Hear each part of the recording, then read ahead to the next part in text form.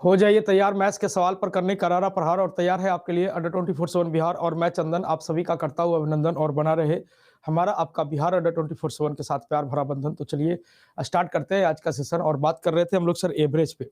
जी average पे बात कर रहे थे।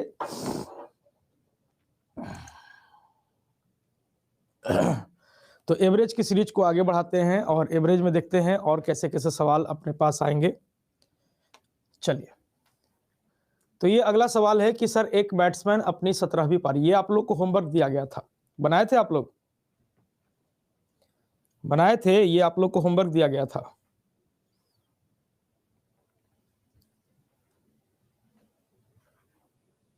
चलिए 37 आया था।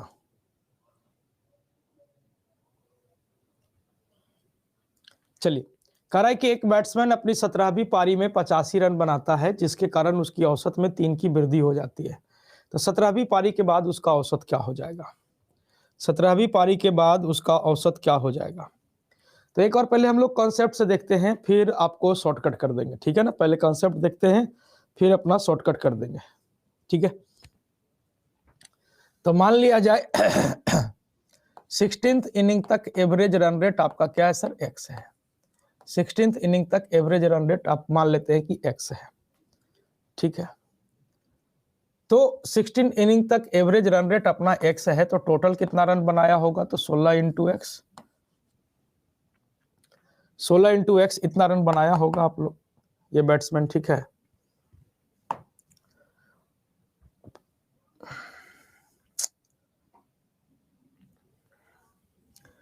सोलह एक्स रन बनाया होगा। 17वीं पारी में 85 रन बनाता है तो 16x प्लस 85 हो गया। 17वीं पारी में 85 रन बनाता है तो 16x प्लस क्या हो गया सर? 85 हो गया। तो यहाँ पे टोटल पारी कितनी हो गई? तो सर 17 हो गई। और इस प्रकार जो औसत हो गया वो 3 बढ़ गया, यानी पहले औसत x था, आज औसत 3 बढ़ गया, यानी x प्लस 3 हो गया।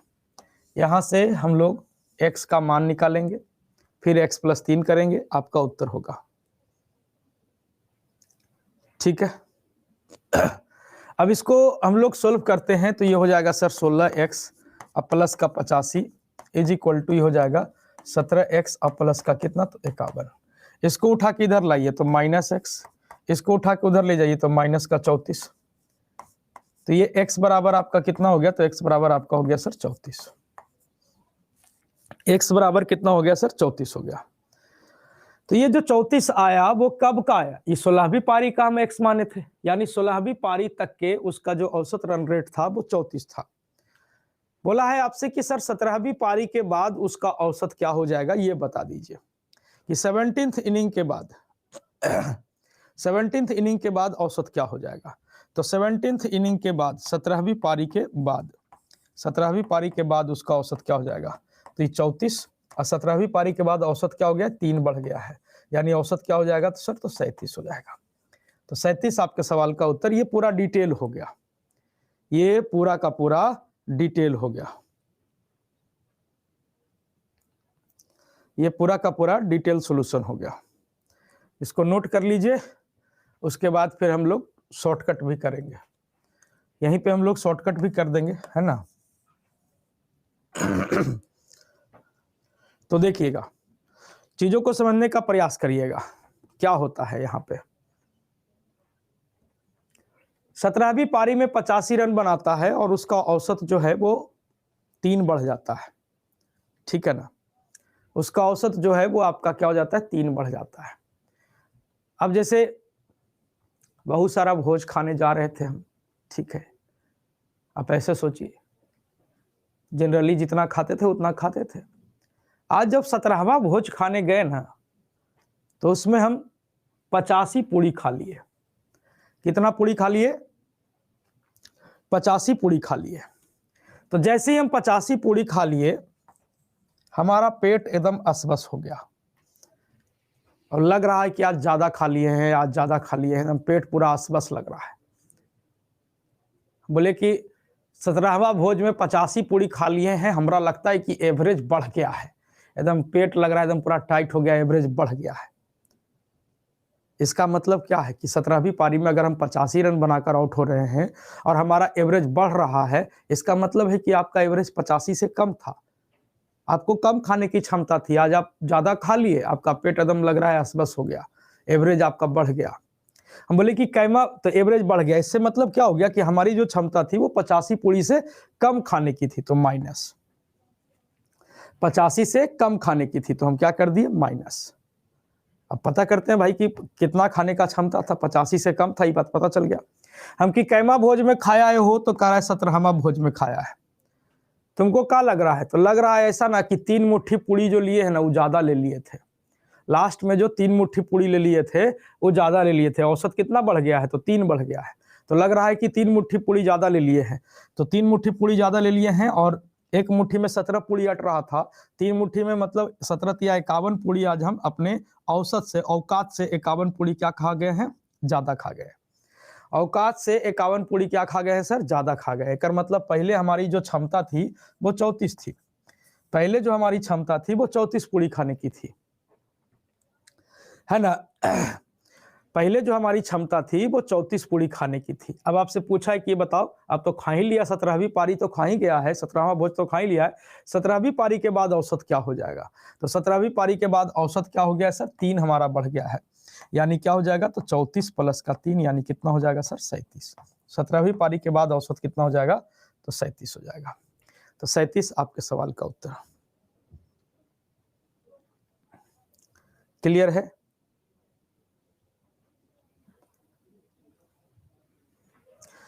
तो ये हो गया सर आपका डिटेल अप्रोच, पूरा का पूरा, फिर शॉर्ट अप्रोच कर दिए, ठीक है। अब इसी के बिहाफ पर एक क्वेश्चन और करेंगे ताकि आपका जो माजरा हल्का फल्का कंफ्यूजन भरा है वो क्लियर हो जाएगा। चलिए, हल्का फल्का जो कंफ्यूजन है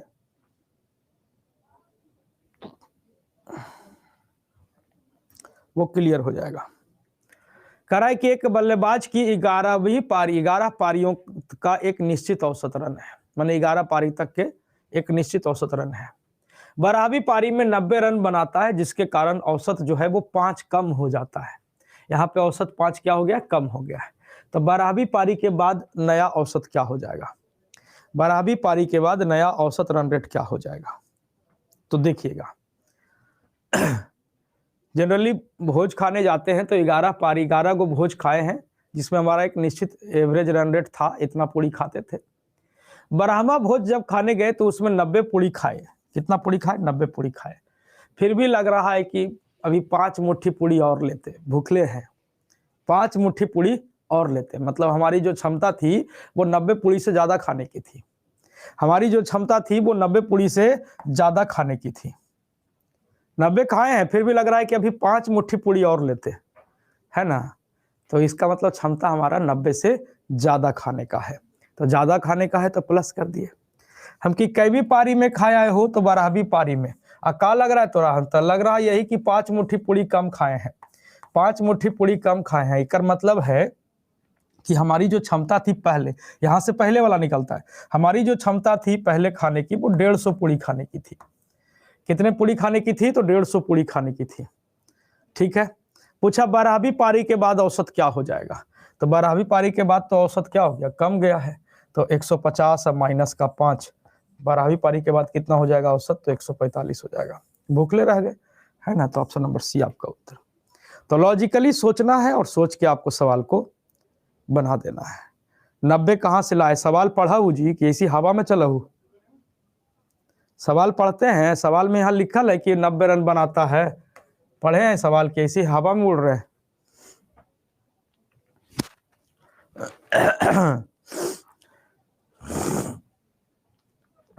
क्लियर है?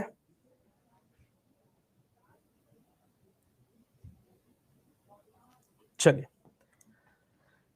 कहता है कि एक बैंक के सभी कर्मचारियों का औसत मासिक वेतन 8,000 है। बैंक में जितने भी कर्मचारी हैं, चाहे ऑफिसर हो, क्लर्क हो, XYZ जो भी हो, सभी कर्मचारियों का औसत मासिक वेतन 8,000 है, जबकि अधिकारियों का औसत मासिक वेतन 15,000 है, क्लर्कों का औसत मासिक वेतन 7,000 है।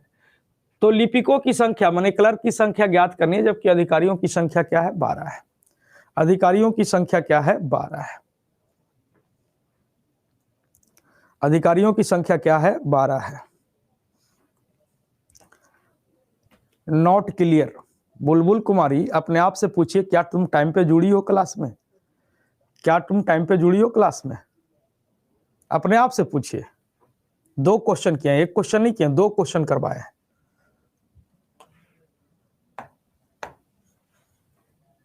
चलिए, कह रहा है कि सर अधिकारियों का औसत मासिक वेतन 15,000 है। अधिकारियों की संख्या कितनी है? तो 12। 12 अधिकारी हैं, 12 अधिकारी है, उसका औसत मासिक वेतन कितना है? 15,000 है। लिपिकों की संख्या हमको नहीं पता है, सपोज x मान लेते हैं, और क्लर्कों का औसत मासिक वेतन कितना है सर? 7,000 है। तो टोटल एम्प्लॉय कितने हो गए? तो आप कहेंगे sir 12 plus x। Total employee कितने हो गए? 12 प्लस x। और टोटल एम्प्लॉय का ऑन एन एवरेज तनख्वाह देखा जाए तो हो जाएगा 8,000। कुल एम्प्लॉय का जो टोटल तनख्वाह देखा जाए वो हो जाएगा आपका कितना? तो 8,000। 8,000 आपका हो जाएगा। तो अब यहां से आपको x का मान निकालना है। तो ये हो गया सर आपका डिटेल अप्रोच, ये कंसेप्ट है, ठीक है। बाकी शॉर्टकट में आप एलिगेशन लगा सकते हैं इसमें। एलिगेशन मेथड जो कि आप लोग नहीं पढ़े हैं, बट हम आपको लगा के दिखाते हैं एलिगेशन में क्या होता है। एलिगेशन लगा सकते हैं आप इसमें,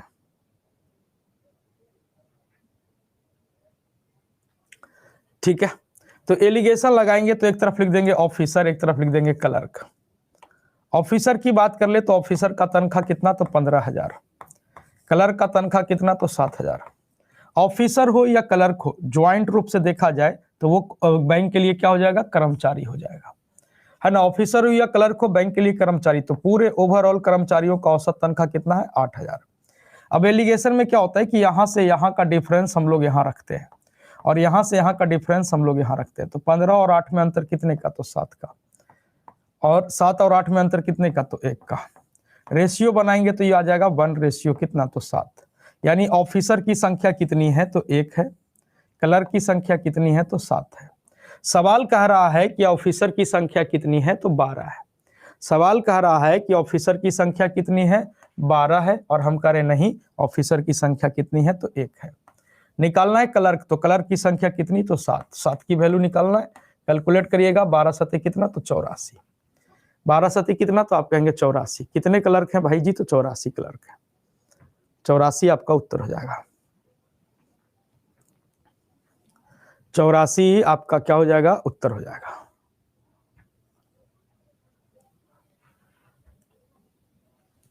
नेक्स्ट,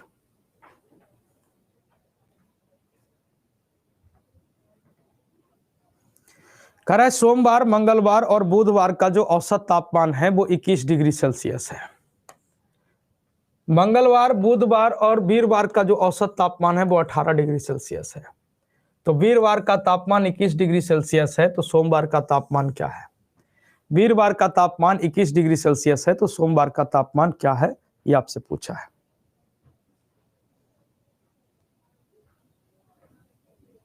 एक्स वाला तो बताए नहीं, तो यहू हम ही सोल्व करें बाबू। इसको भी हम ही सोल्व करें कि सोल्व करेगा? इसको भी हम ही सोल्व करें कि सोल्व करिएगा? आप लोग महाराज गजबे बोल रहे हैं। अरे तो कहिए तो हम इसी को सोल्व कर देते हैं, उसमें क्या दिक्कत है?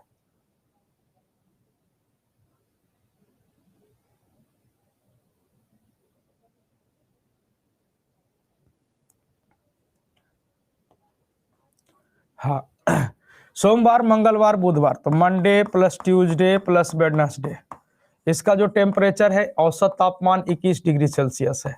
तो टोटल टेम्परेचर कितना हो जाएगा? तो 3 दिन है, औसत 21 है, तो टोटल हो जाएगा 21 गुना 3 कितना? तो 63 डिग्री सेल्सियस, ठीक है। उसी सप्ताह में बोला है कि मंगलवार, बुधवार और वीरवार, वीरवार मतलब थर्सडे का औसत टेम्परेचर कितना है? 18 डिग्री सेल्सियस। तो टोटल निकालेंगे तो 18 तिया 54 डिग्री सेल्सियस। अब हम क्या करेंगे कि सर दोनों को घटाते हैं। ये इक्वेशन 1 मान लेते हैं, ये इक्वेशन 2 मान लेते हैं, फिर दोनों को क्या कर देते हैं? घटा देते हैं। तो दोनों को घटा दीजिएगा तो ये आपका ट्यूसडे और वेडनेसडे कट जाएगा। आप कहेंगे हाँ, तो यहाँ से हो जाएगा मंडे और माइनस का थर्सडे इज इक्वल टू 63 में से 54 जाएगा तो कितना हो जाएगा? 9 डिग्री सेल्सियस। 63 में से 54 जाएगा तो कितना हो जाएगा? 9 डिग्री सेल्सियस। ठीक है, अब यहां पे देखिए पूछा आपसे कि सोमवार का तापमान क्या है, जबकि वीरवार का तापमान 21 डिग्री सेल्सियस है। थर्सडे का टेम्परेचर कितना है? 21। तो हम यहाँ पे लिखेंगे मंडे -21 इज इक्वल टू 9। तो मंडे इज इक्वल टू कितना हो जाएगा? माइनस का 21 से उधर जाएगा प्लस में, तो 21 और 9 कितना? तो 30 degree Celsius. 30 degree Celsius Monday बराबर क्या हो जाएगा? तो 30 डिग्री सेल्सियस हो जाएगा।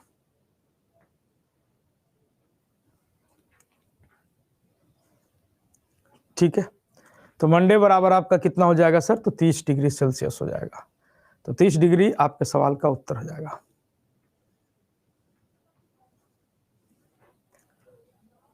ठीक है,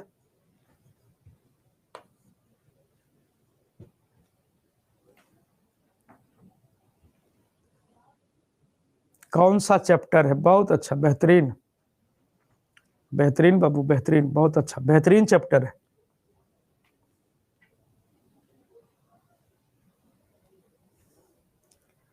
नेक्स्ट कह रहा है सोमवार, मंगलवार और बुधवार का औसत तापमान 34 डिग्री सेल्सियस है। सोमवार, मंगलवार और बुधवार का औसत तापमान 34 डिग्री सेल्सियस है।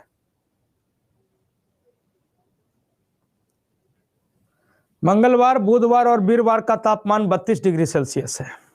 यदि वीरवार का तापमान सोमवार के तापमान का 1/3 है तो सोमवार का तापमान बता दीजिए। सोमवार का तापमान बता दीजिए, सोमवार का तापमान क्या होगा?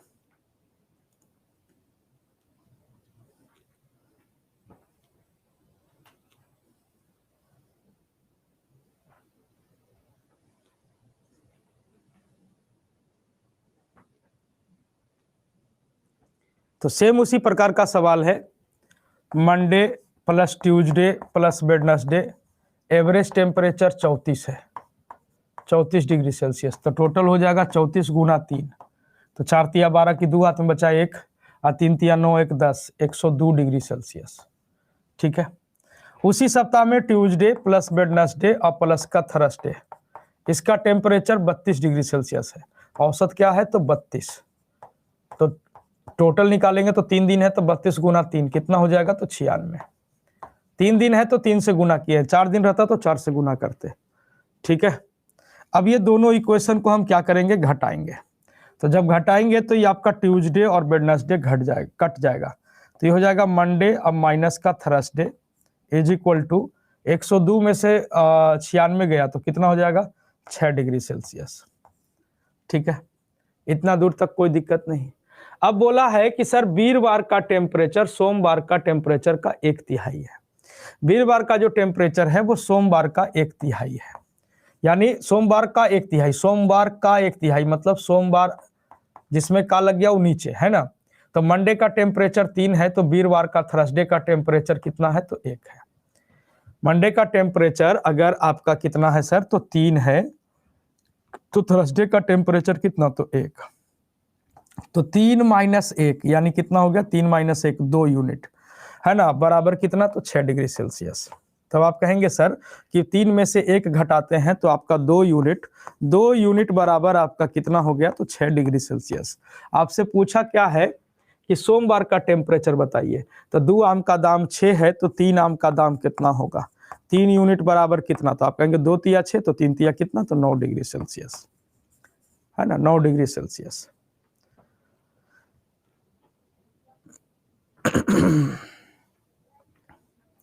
9 डिग्री सेल्सियस आपके सवाल का उत्तर हो जाएगा।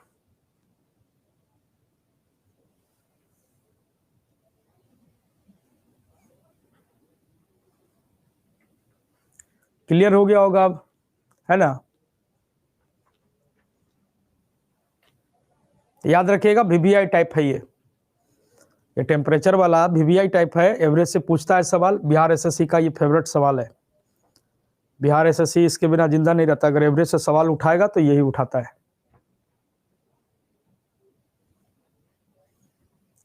स्पीड कम कीजिए, लग रहा है कि हम उड़ल जा रहे हैं।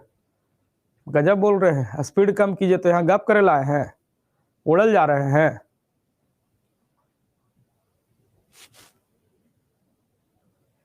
ठीक है। दूसरा कोई तरीका है क्या? नहीं, तुमको नहीं समझ में आएगा बाबू, तुमको समझ में नहीं आएगा, तुमको x से सोल्व नहीं हो रहा था, दूसरा क्या समझ में आएगा?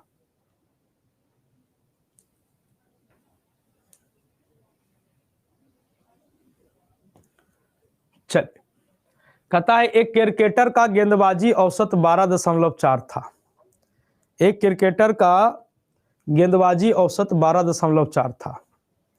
जब उसने आखिरी मैच में 26 रन देकर 5 विकेट लिया है, तो उसने अपने गेंदबाजी औसत में 0.4 अंकों का सुधार कर लिया है। 0.4 अंकों का क्या कर लिया है? सुधार कर लिया है। तो पिछले मैच से पहले उसके द्वारा लिए गए विकेटों की संख्या बता दीजिए। पिछले मैच से पहले उसके द्वारा लिए गए विकेटों की संख्या बता दीजिए।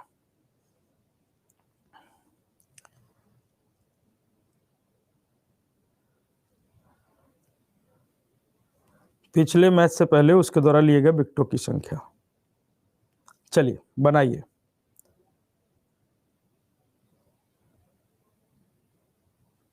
लेना भाई, धीरे धीरे पढ़ाते, बैठल है हम, ले बनाओ तो नहीं, अब बैठल है हम, लो बनाओ, बैठते हैं हम।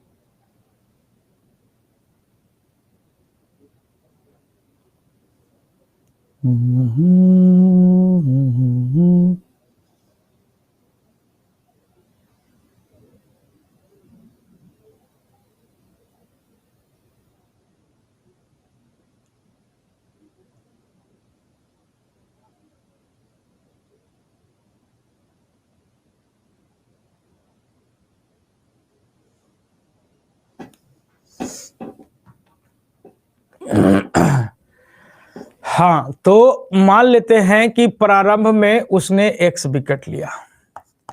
प्रारंभ में उसने कितना विकेट लिया है? इनिशियल में x विकेट लिया है। ठीक है। क्रिकेटर के गेंदबाजी का जो औसत था वो 12.4 था, यानी कितना रन दिया होगा? तो आप कहेंगे 12.4 इंटू एक्स। बॉलर का एवरेज क्या होता है? रन अपॉन विकेट पर डिपेंड करता है। कल बताए थे कि रन अपॉन विकेट पर बॉलर का एवरेज डिपेंड करता है। तो अगर बॉलर का एवरेज 12.4 है, सपोज x विकेट लिया है, तो इसका मतलब है कि उसने कितना रन दिया होगा? 12.4 इंटू एक्स। अगले मैच में उसने 26 रन दिया, 26 रन दिया, और कितना विकेट लिया है? तो 5 विकेट लिया है। कितना विकेट लिया? 5 विकेट। पहले उसने x विकेट लिया था, आज मैच में 5 विकेट लिया है, यानी अभी तक के टोटल x प्लस 5 विकेट ले लिया। x प्लस 5 विकेट ले लिया। ठीक है। अब उसके बाद उसके गेंदबाजी का जो औसत हुआ उसमें क्या हो गया? 0.4 अंकों का सुधार हो गया।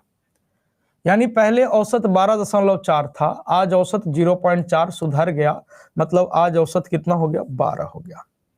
आज औसत कितना हो गया? तो आप कहेंगे सर 12 हो गया। आज औसत कितना हो गया सर? 12 हो गया। ठीक है। अब यहां से x का मान निकालिए, आपका उत्तर होगा। x का मान निकालिए, पहले x का मान निकाल के बताओ उत्तर कितना आ रहा है। रजनी जी करें मेरा मॉक टेस्ट अभी तक नहीं आया, क्या कोड लगाए थे?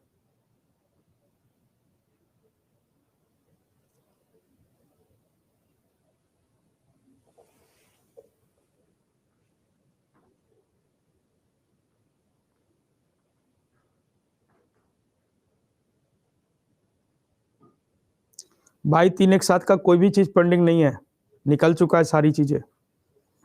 बाई 317 का कोई भी पेंडिंग नहीं है। सैटरडे तक के जितने भी बाई 3 एक साथ एस का था वो सारे के सारे निकल चुके हैं।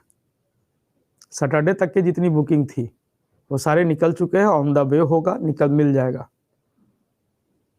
ठीक है, बाकी इधर अगर किए हैं संडे मंडे में तो वो अभी नहीं निकला है। सैटरडे तक की जितनी बुकिंग थी सब निकाल दी है हम यहाँ से।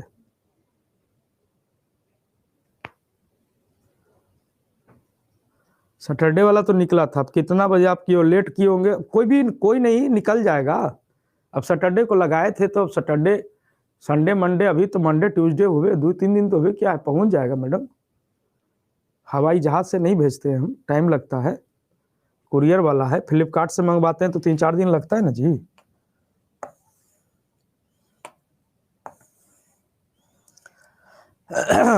चलिए, तो यहां से आप x का मान निकालिएगा, आपका उत्तर हो जाएगा। ठीक है, अब कुछ लोग कह रहे हैं सर 12 कैसे हो गया। बॉलर का एवरेज सुधर गया, मतलब बॉलर का एवरेज घट गया। बॉलर का एवरेज जितना कम होता है उतना अच्छा बॉलर होता है, क्योंकि बॉलर का एवरेज किस पे डिपेंड करता है, रन अपॉन विकेट पे, कि कितना रन देकर कितना विकेट। तो जितना मिनिमम कम रन देगा और ज्यादा विकेट लेगा वो बॉलर अच्छा होगा। अब जैसे कोई बॉलर गया बॉलिंग करने के लिए, एक ओवर में 25 रन पिटा दिया, 30 रन पिटा दिया, तो अच्छा बॉलर नहीं है। बॉलर अच्छा कब है, जब एक ओवर बॉलिंग करने जाए, एक आध दो रन दे, एक आध दो विकेट चटका ले, वो बॉलर ना अच्छा है। तो बॉलर का एवरेज सुधारने का मतलब होता है कि बॉलर का एवरेज घट गया। ठीक है ना, बॉलर का एवरेज क्या हो गया, घट गया।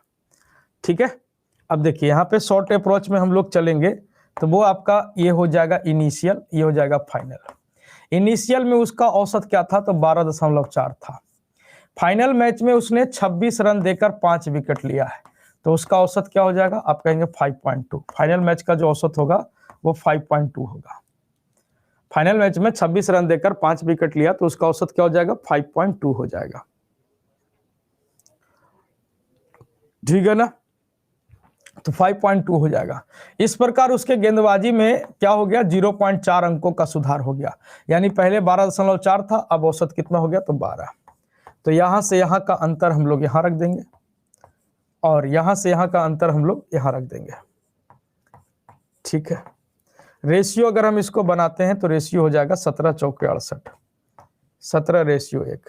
यानी पहले उसने लिया था 17 विकेट, फाइनल मैच में उसने लिया है 1 विकेट। सवाल कह रहा है कि फाइनल मैच में उसने कितना विकेट लिया है, 5 विकेट। सवाल कह रहा है कि 5 विकेट लिया है, हम कह रहे हैं नहीं भाई 1 विकेट लिया है। सवाल कह रहा है कि फाइनल मैच में 5 विकेट लिया है, हम कह रहे नहीं 1 विकेट लिया है। तो पहले उसका औसत क्या था, इनिशियल में कितना विकेट लिया था, तो 17। तो 17 पचे कितना, तो आप कहेंगे 17 पचे 85। 17 पचे 85, यानी पहले उसने कितना विकेट लिया था,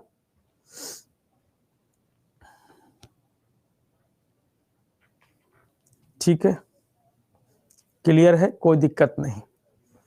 एंड सेम इसी पैटर्न पर एक सवाल और कि सर एक गेंदबाज का गेंदबाजी जो औसत है वो 12.4 है, वह अपनी गेंदबाजी का औसत 0.2 से सुधारता है जब वह अंतिम मैच में 26 रन देकर 5 विकेट लेता है। तो अंतिम मैच से पहले लिए गए विकेटों की संख्या, सेम प्रोसेस है, बनाइए, सेम प्रोसेस है, बनाइए।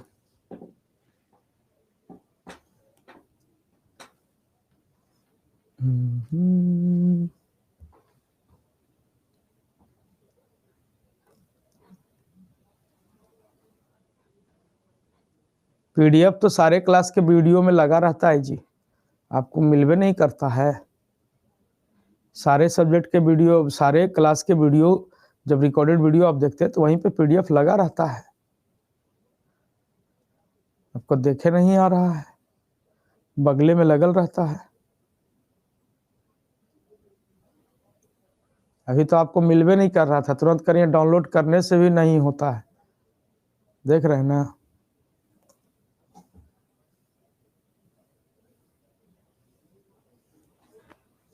चलिए, सेम उसी प्रकार का सवाल है कि इनिशियल में उसका जो औसत था वो 12.4 था, फाइनल मैच में उसने 26 रन देकर 5 विकेट लिया, तो फाइनल का औसत क्या हो गया 5.2। और इस प्रकार उसका औसत 0.2 से सुधर जाता है, यानी पहले 12.4 था, 0.2 से सुधर गया, यानी क्या हो गया 12.2 हो गया। अब यहां से यहां का अंतर यहां रखते हैं तो 0.2 का अंतर, यहां से यहां का अंतर हम लोग यहां रखते हैं तो ये आपका 7 का अंतर। ठीक है, अब इसको रेशियो बना देंगे तो ये हो जाएगा 35 रेशियो कितना, तो 35 रेशियो कितना हो जाएगा 1। 35 रेशियो कितना हो जाएगा तो 1 हो जाएगा, 35 रेशियो 1 हो जाएगा। ये 0.2 है ना, तो 0. देखो ये यहीं पे लड़कर फिर फंसेगा। 7 और 0.2 है, तो 0.2 है तो मतलब हम इसको लिख सकते हैं 2/10, दशमलव हटाएंगे तो आई 10 को इधर लेके चले जाते हैं तो ये हो जाएगा क्या, तो 70 रेशियो 2। जैसे पूछेगा हमरा से 35 करने से ले आए, ठीक है, तो ये हो गया। अब देखिए फाइनल मैच में कितना विकेट लिया है 1, पहले कितना विकेट लिया था तो 35। भाजी सवाल कह रहा है कि फाइनल मैच में कितना विकेट लिया है 5, हम करें नहीं 1। पूछा है पहले कितना विकेट लिया था तो आप कहेंगे 35, 35 बचे कितना, तो आप कहेंगे 35 बचे 75 से 175। कितना विकेट, तो 175, 175 विकेट।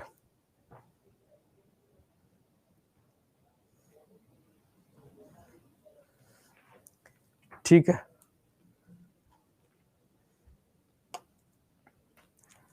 चलिए अगला सवाल कह रहा है 15 परिणामों का औसत 21 है। 15 परिणाम है, उसका औसत कितना है 21 है।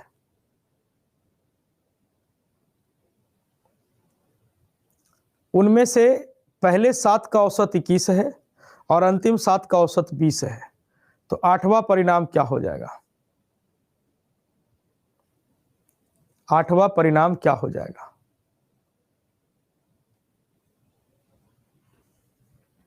पंद्रह परिणाम का औसत 21 है, उनमें से पहले 7 का औसत 21 है, अंतिम 7 का औसत 20 है, तो 8वां परिणाम क्या होगा, 8th रिजल्ट क्या हो जाएगा, ये आपसे पूछा है कि 8वां परिणाम क्या होगा।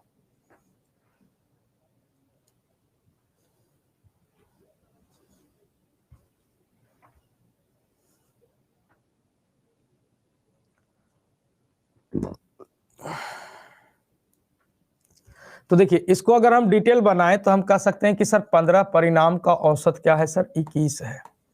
तो जब टोटल निकालेंगे तो टोटल हो जाएगा 15 गुना 21, तो 15 एकम 15 का 5 बच गया, 1 15 दूनी 30 और 1 31, टोटल हो गया 315। उनमें से पहले 7 परिणाम का जो औसत है वो 21 है, तो 21 सत्ते कितना हो जाएगा, 21 सत्ते 47 है 147। और अंतिम 7 परिणाम का जो औसत है वो आपका 20 है, तो 20 सत्ते कितना हो गया, तो आप कहेंगे 20 सत्ते 40 से 140। ठीक है, अब देखिए सर 15 परिणाम का औसत आपका 21 था, टोटल कितना था सर, तो 315। उनमें से फर्स्ट 7 की आपने कैलकुलेशन की तो फर्स्ट 7 का जो सम आ गया वो 147, और लास्ट 7 की बात कर ले तो लास्ट 7 का कैलकुलेशन आ गया 140।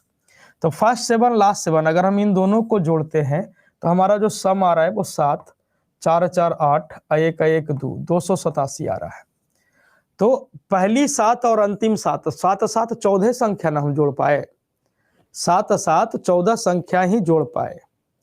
ठीक है, 7 7 कितना संख्या जोड़ पाए, 14 जोड़ पाए।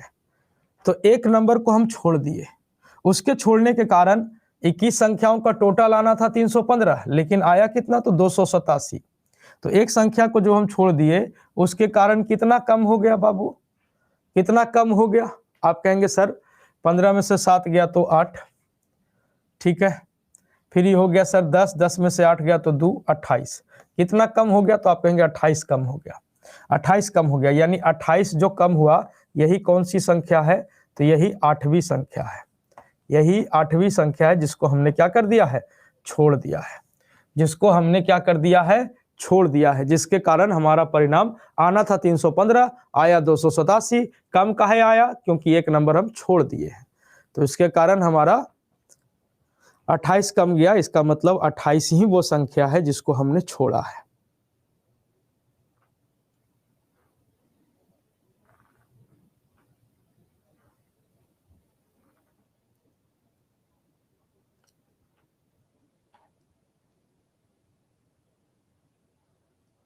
चलिए, ये तरीका हो गया पूरा का पूरा डिटेल अप्रोच। ये पूरा का पूरा क्या है, डिटेल अप्रोच है। देखो भाई, तुम लोग कमेंट पे रह रहे हो, पढ़ाई नहीं कर रहे हो, हमें कोई फर्क नहीं पड़ेगा, है ना। हम सबका कमेंट देख रहे हैं, और कोई बोले खाली इस समय से कि रिपीट कर दो तो हम बताते हैं।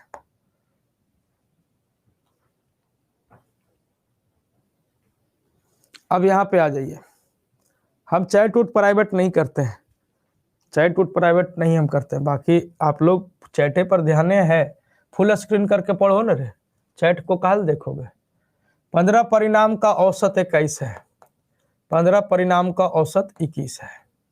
अब इसमें पहली 7, फर्स्ट 7 और लास्ट, पहली 7 का जो औसत है वो आपका क्या है सर, पहली 7 का औसत 21 है, और अंतिम 7 का जो औसत है वो आपका क्या है सर, 20 है। अंतिम 7 का औसत 20 है, ये सवाल बोला है।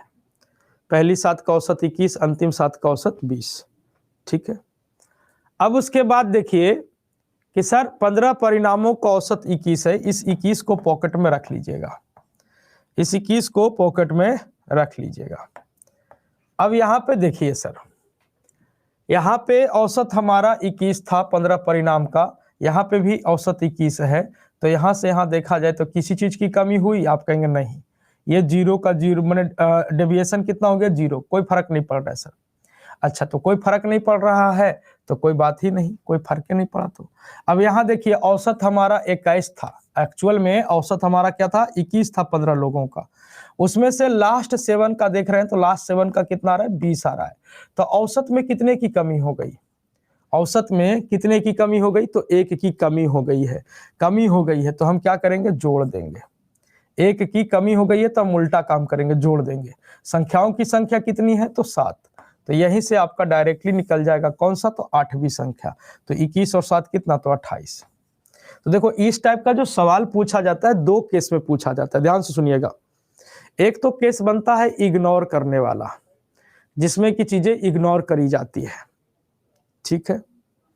और एक केस बनता है आपका, एक केस बनता है जिसमें ओवरलैप का मामला होता है, मतलब इधर से भी जोड़ लिया, इधर से भी जोड़ लिया, 1 नंबर 2 नंबर को ओवरलैप कर दिया।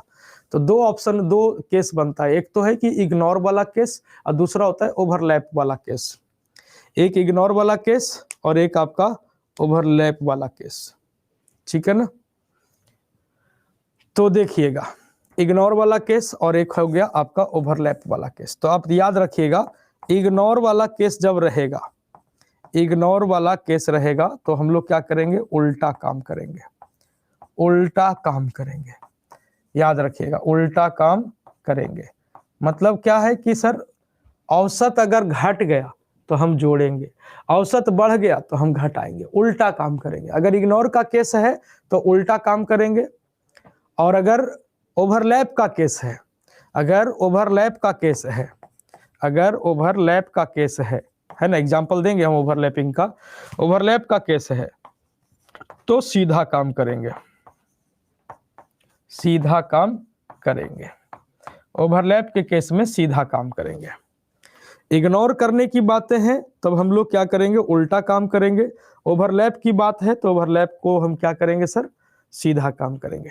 ओवरलैपिंग में सीधा काम, इग्नोरिंग में उल्टा काम। जैसे एक एग्जांपल और कह रहा है कि सर 21 संख्याओं की एक श्रृंखला का औसत 43 के बराबर है, इनमें से पहली 11 संख्याओं का औसत 33 है और अंतिम 11 संख्याओं का औसत 53 है, तो 11वीं संख्या। तो अब देखिए कि ये पहले आपको सवाल देखते ही पता चलना चाहिए कि ये ओवरलैपिंग का मामला है या इग्नोरिंग का मामला है, ठीक है ना, ठीक है। तो 21 संख्याओं का औसत आपका क्या है सर, 43 है। 21 संख्याओं का औसत कितना है, 43। अब यहाँ पे देखिए ओवरलैप है कि इग्नोर, तो आप कहेंगे सर टोटल संख्या तो 21 है। अब हम यहाँ से देख रहे हैं तो पहली 11 ले लिए और अंतिम 11 ले लिए, तो 11 11 22 हो गया, जबकि नंबर तो 21 को है, कर मतलब एगो के ओवरलैप कर रहे हैं, एगो को क्या कर रहे हैं सर हम लोग, ओवरलैप कर रहे हैं, तो ओवरलैपिंग है तो सीधा काम करेंगे।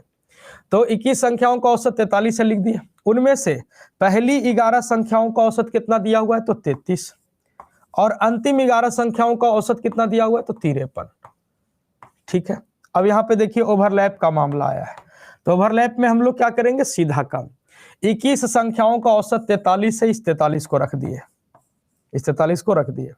अब यहाँ देखिए 43 से 33 हो गया, 43 से 33 हो गया, औसत कितना घट गया हो, आप कहेंगे सर 10 घट गया। तो घट गया तो हम घटा देंगे, काहे कि ओवरलैप है, ओवरलैप में सीधा काम, घट गया तो घटा देंगे। कितना घट गया, तो 10 घट गया। संख्याओं की संख्या कितनी है, तो 11, तो 11 दहे के 110, टोटल कितना घट जाएगा, तो टोटल घट जाएगा 11 दहे के 110। अच्छा, अब यहां से देखिए 43 से 53 हो गया, औसत कितना बढ़ गया हो, आप कहेंगे सर 10 बढ़ गया, तो बढ़ गया तो प्लस। संख्याओं की संख्या कितनी है, तो आप कहेंगे सर 11, तो अब देखिएगा 11 दहे के 110 प्लस में, 11 दहे के 110 माइनस में। एक मतलब है कि जिसको हम ओवरलैप कर रहे हैं वो संख्या हमारी कितनी है, तो 43 है। वो संख्या हमारी कौन सी है जिसको हम ओवरलैप कर रहे हैं, वो हमारा क्या है सर, 43 है। कैसे पता करें, तो यहाँ 21 गो है, यहाँ पहला 11 वो अंतिम 11 जोड़वा तो हो गए 22 गो, तो एगो कोची हो गए, ओवरलैप हो गए। जोड़ला पर बढ़ गए तो समझ ओवरलैप हो, और जोड़ला से घट गए तो समझिए कि इग्नोर हो, है ना।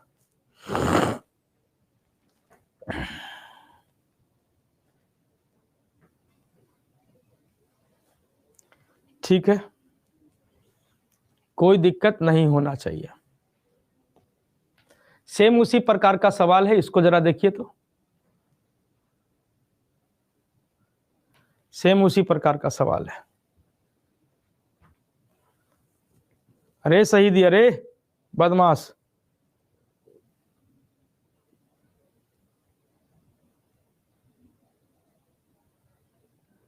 पढ़े आया है कि गप करे आए रे।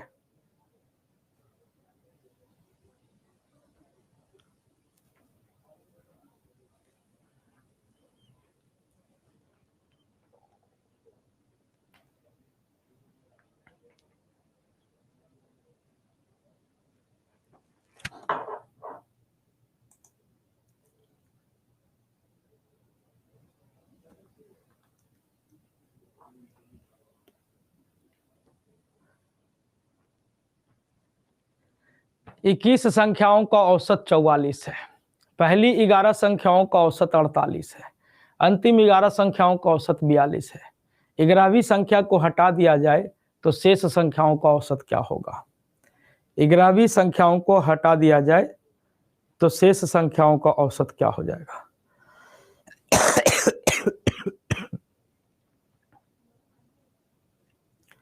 तो देखिए 21 संख्याओं का औसत क्या है सर, तो 21 संख्याओं का औसत 44 है। ठीक है, पहली 11 संख्याओं का औसत 48, अंतिम 11 संख्याओं का औसत 42। तो 21 संख्याओं का औसत 44 है, इस 44 को रख लिए। अब देखिए 11 11 कितना हो गया 22, जबकि नंबर है कितना है 21 से, मतलब ओवरलैप है, ओवरलैप में सीधा काम। तब ये 44 था, 44 से 48 हो गया, कितना बढ़ गया हो, तो आप कहेंगे सर औसत बढ़ गया 4। कितने नंबर हैं, तो 11, तो 11 चौका 44 बढ़ गया। यहाँ देखिए 44 से 42 हो गया, औसत कितना घट गया हो, तो आप कहेंगे सर 2। संख्याओं की संख्या कितनी, तो आप कहेंगे 11। तो ओवरऑल देखिए क्या प्रभाव पड़ेगा, तो 11 चौका 44, 11 दूनी 22, 44 में से 22 गया तो 22, यानी जो आपकी 11वीं संख्या है वो कितनी है सर, तो 66। 11वीं संख्या जो है वो कितनी है सर, तो 66 है। क्या है सर, तो 66 है। अगर आपसे पूछा जाता कि 11वीं संख्या कौन सी है, 11वीं संख्या कौन सी है, तो वो आपका हो जाता सर 66। लेकिन अब बोला आपसे कि सर 11वीं संख्या को हम हटा दें तो शेष संख्याओं का औसत बता दीजिए, शेष संख्याओं का औसत बता दीजिए। तो देखिएगा 21 संख्याओं का जो टोटल सम था वो तो 44 था। ठीक है, 11वीं संख्या यानी 66 हम घटा देते हैं, 66 हटा देते हैं। 11वीं संख्या मतलब 11वीं कितना है, तो 66, उसको हम क्या कर देते हैं, माइनस कर देते हैं। तो शेष संख्याएं अपने पास कितनी हो गई, तो 21 में से एगो चल ही गया, तो अब बचा गया कै गो, 20 गो। तो ये जो नया औसत होगा ये आपको बताना क्या है कि शेष संख्याओं का औसत कितना। अब इसको कैलकुलेट कर देना है। तो आप कहेंगे 21 चौका 84 का 4 बचा 8, 21 चौका 84 और 8 कितना, तो 92। अब माइनस का कितना, तो 66, डिवाइडेड बाई कितना, तो 20। घटा लोगे कि घटा दे, 14 में से 6 गया तो 8, ठीक है, 11 में से 6 गया तो 5, ठीक है, ये 8 हो गया, 858, 858 नहीं गलती घटा दिए, 14 में से 6 गया तो ये 8, 11 में से 6 गया तो 5, ये 8 हो गया, 858, ठीक है। अब बट्टा का 20 से भागा दीजिए तो आपका हो जाएगा 20 चौके 80, बच गया 5, 58, 20 दूनी के 40, 20 दूनी के 40, बच गया 18, 20 नमक 80 से, तो जो औसत हो जाएगा वो कितना हो जाएगा, तो 42.9 हो जाएगा। यहाँ पे दशमलव है, 42.9 हो जाएगा। कितना हो जाएगा, तो 42.9 हो जाएगा।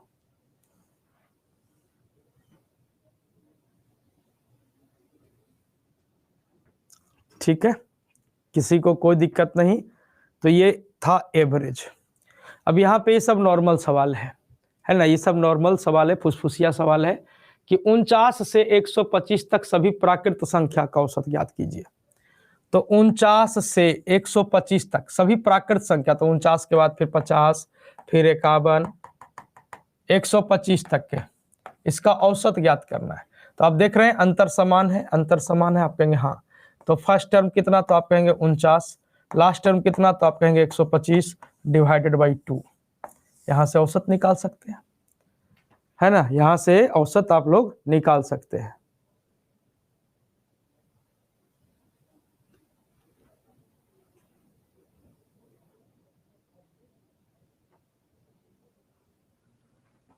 ठीक है, तो आप कहेंगे सर 9 5 14 की 4 हाथ में बचा 1,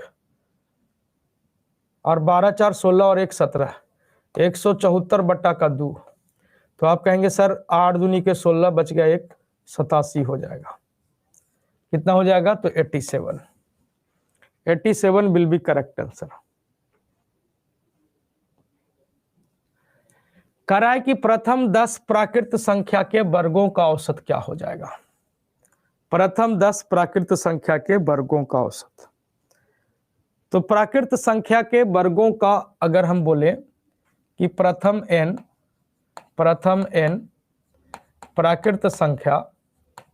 प्राकृत संख्या मतलब नेचुरल नंबर का अगर हम योग पूछें, योग, तो प्रथम n प्राकृत संख्या का योग क्या होता है, आप कहेंगे n इंटू n प्लस 1 और डिवाइड बाई कितना, तो 2। ये योग हो गया। अब यहीं से बोल देगा कि प्रथम n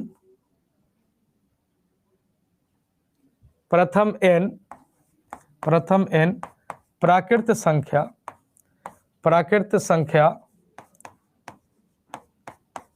का औसत बता दीजिए। प्रथम n प्राकृत संख्या का औसत बता दीजिए। प्रथम n प्राकृत संख्या का औसत बता दीजिए। तो औसत क्या हो जाएगा, आप कहेंगे सर योग कितना है, तो n इंटू n प्लस 1 और डिवाइड बाई 2 है, ये तो योग है। औसत पूछा है तो फिर n से क्या करेंगे, भागा दे देंगे। औसत पूछा है तो फिर n से क्या कर देंगे हम लोग, भाग दे देंगे। n से क्या कर देंगे हम लोग, भाग दे देंगे। बात आ गई समझ में।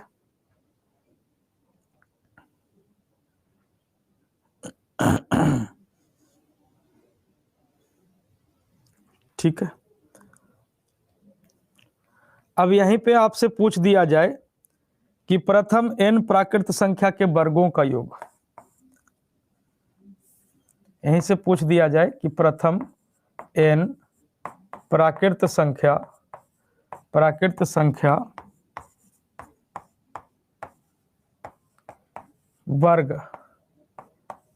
वर्गों का अगर हम योग पूछ दें तो योग आपका कितना हो जाएगा, तो योग हो जाएगा n into n plus 1 into 2n plus 1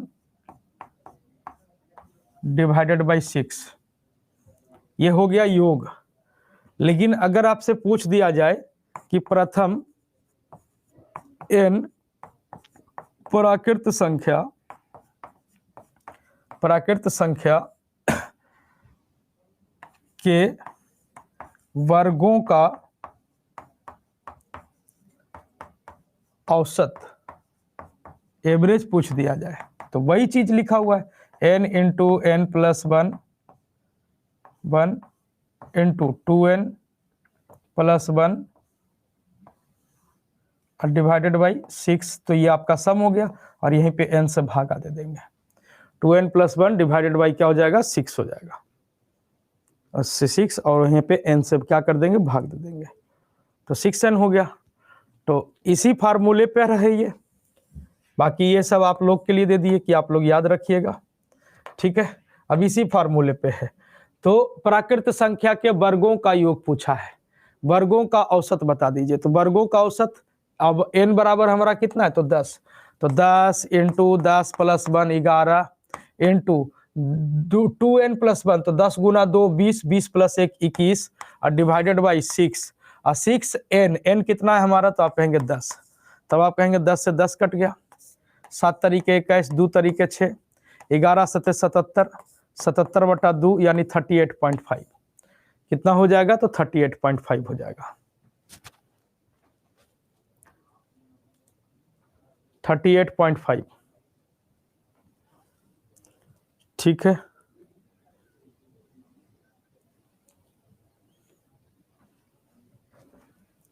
चलिए ये कह रहा है कि प्रथम 10 प्राकृत संख्या के घनों का औसत बता दीजिए। तो घनों का औसत, तो घनों का योग जो होता है n प्राकृत संख्या के घनों का योग, क्यूब का घनों का योग अगर हम बात करें तो घनों का योग क्या हो जाएगा तो वो हो जाता है n इंटू एन प्लस 1 और डिवाइडेड बाई 2 और इसी का क्या होता है होल स्क्वायर, घनों का योग होता है ये, है ना। और यहाँ पे हम पूछ दें कि n प्राकृत संख्या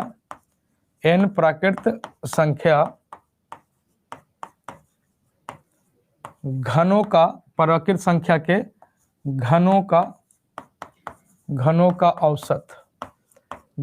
औसत की अगर हम बात करें तो औसत क्या हो जाएगा तो एक इसी में भाग पड़ जाएगा n into n plus 1 divide by 2 और इसी का होल स्क्वायर करके अब बट्टा का क्या हो जाएगा तो n, जितनी संख्या रहेगा उतना से भागा, जितनी संख्या रहेगा उतने से भागा,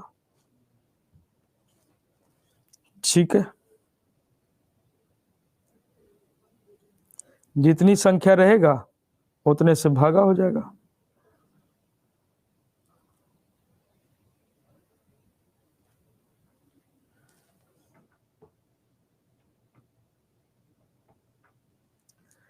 तो अब यहाँ पे देखिए कि प्रथम 10 बोला है, तो 10 बोला है तो हम लगा देंगे 10 इंटू 10 प्लस 1 11 डिवाइडेड बाई 2 इसका होल स्क्वायर और डिवाइड बाई कितना तो 10।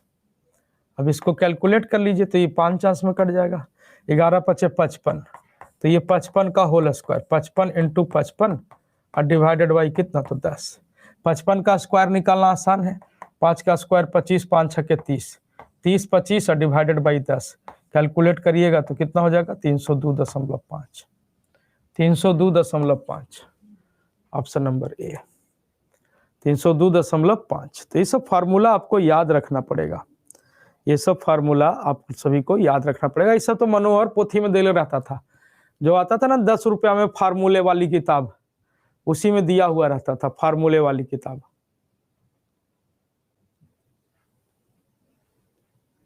ठीक है। प्रथम 50 सम संख्या का औसत, ये सब बनाइए आप लोग, ठीक है। 7 हाँ ये सवाल जानने लायक है कि 7 लगातार प्राकृत संख्या का औसत के है, 7 लगातार प्राकृत संख्या का औसत क्या है के है। अगली क्रमागत 7 प्राकृत संख्याओं का औसत क्या हो जाएगा। तो देखो 7 लगातार प्राकृत संख्या का औसत के है, उसके आगे जितना भी प्राकृत संख्या हम जोड़ेंगे औसत उतना बढ़ जाएगा। इसका सीधा सीधी ट्रिक यही है कि 7 लगातार प्राकृत संख्या का औसत, जैसे बोल देगा आपको सवाल में कि 7 लगातार प्राकृत संख्या का औसत 50 है, अगली 7 प्राकृत संख्या को जोड़ दिया जाए तो नया औसत क्या हो जाएगा? तो नया औसत क्या हो जाएगा? तो जितना प्राकृत संख्या इसके आगे जोड़ेंगे, 7 को जोड़े तो औसत 7 बढ़ जाएगा, 12 को जोड़ देंगे औसत 12 बढ़ जाएगा, 15 को जोड़ देंगे औसत 15 को बढ़ जाएगा। बाकी भरोसा नहीं तो आप देख सकते हो, भरोसा नहीं तो आप देख सकते हो। 7 लगातार प्राकृत हम लिख देते हैं, 1 2 3 4 5 6 7, है ना। अब इसका औसत कितना है? तो आप कहेंगे औसत बीचे बीचे वाला यानी 4। अब कह रहा है अगली 7, तो अगली 7 तो इसके आगे का 7 लिखते हैं, तो 8 9 10 11 12 13, कई गो होलो 3 3 6 14। तो अब इसका औसत क्या हो जाएगा? तो इसका औसत क्या हो जाएगा? तो इसका औसत क्या हो जाएगा? तो ये इसका औसत निकालना है। तो कई गो हो गया टोटल? 7 7 14 गो हो गया। तो इसका औसत कितना हो जाएगा ये आपसे पूछा है कि औसत कितना हो जाएगा। तो बताइए जरा सा औसत कितना हो जाएगा?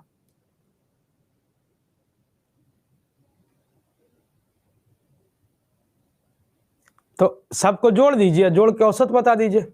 अगली 7 जोड़ दिए हैं, देखो 3 3 4 7 3 4 7, हाँ प्राकृत संख्या है, इसको जोड़ दिए। तो अब ये सबका सम देखिए, तो 1 से लेकर 14 तक के, तो 14 × 14 + 1 15 डिवाइडेड बाई 2, बट्टा का कितना? तो आप कहेंगे बट्टा का आपका कितना? तो 14। हो तो गड़बड़ा गया हो, कहाँ गड़बड़ा रहे हैं?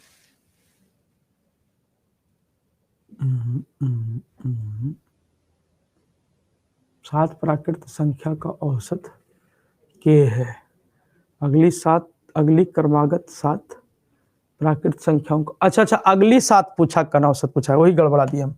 अगली 7 का पूछा है, तो अगली 7 का औसत क्या हो जाएगा? अब इसी में देखना है कि अगली 7 का औसत क्या हो जाएगा। तो अगली 7 का औसत यहाँ पे 3 और यहाँ पे 3, तो बीचे बीचे वाला हमारा कितना हो गया? तो 11। ये हो गया औसत। अगली 7 प्राकृत संख्या का औसत कितना हो गया? 11 हो गया। तब देखिए कि पहले औसत हमारा 4 था जो के बराबर दे रहा है, और अब औसत कितना हो गया? 11 हो गया, यानी क्या कितना बढ़ गया? तो 7 बढ़ गया। तो अगली 7 जोड़ेंगे औसत 7 बढ़ जाएगा, अगली 15 जोड़ेंगे औसत 15 बढ़ जाएगा। तो ऐसे आप लोग याद रखिएगा। तो ये था अपना सर एवरेज, ये था अपना एवरेज। अगले दिन हम लोग मिलेंगे किसी दूसरे चैप्टर के साथ, मे बी परसेंटेज या maybe ratio and proportion, maybe percentage या maybe ratio and proportion. ठीक है, तो आज के लिए फिलहाल इतना ही, अगले दिन पुनः प्रसारित करेंगे। तब तक के लिए घर पे रहिए, पढ़ते रहिए, मुस्कुराते रहिए। थैंक यू, जय हिंद।